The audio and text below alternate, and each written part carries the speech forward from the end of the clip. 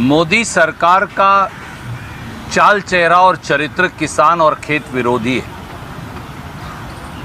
ये बात किसान और किसान कल्याण विभाग पर चर्चा में साबित हुई और आज उसकी ढोल की पोल पूरी तरह से खुल गई।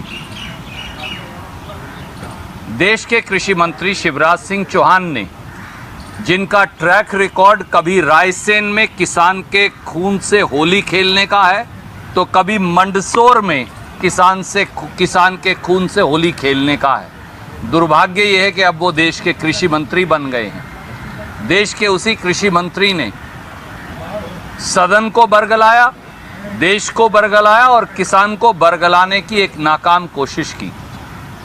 लंबी बातें आदरणीय दिग्विजय सिंह जी बताएंगे अपने वक्तव्य में उन्होंने क्या कहा, और मेरे आदरणीय साथी संजय सिंह जी बताएंगे।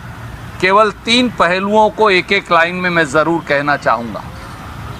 मोदी सरकार ने सदन में ये कहा कि लागत पर 50% मुनाफा वो देंगे, ये उनका सिद्धांत है और उन्होंने इससे कभी गुरेज नहीं किया।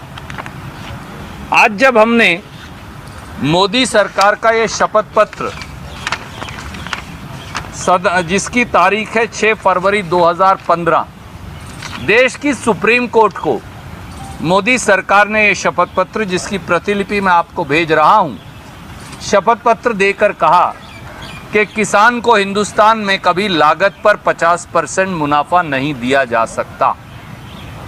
तो सत्य क्या है और असत्य क्या है?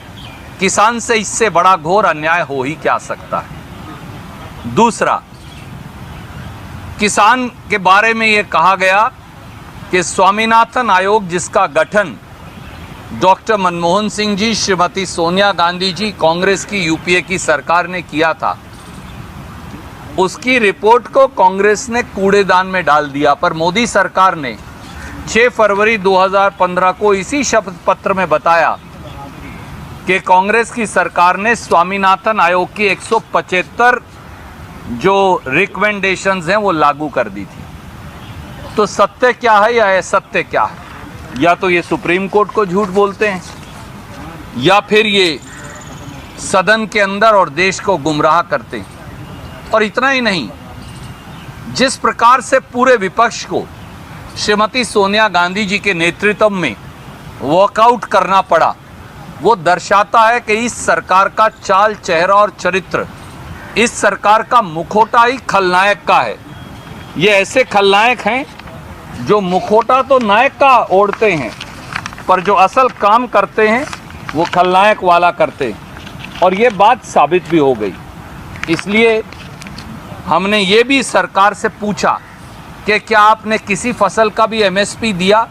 तो वो कहते हैं किसान को एमएसपी की आवश्यकता ही नहीं है।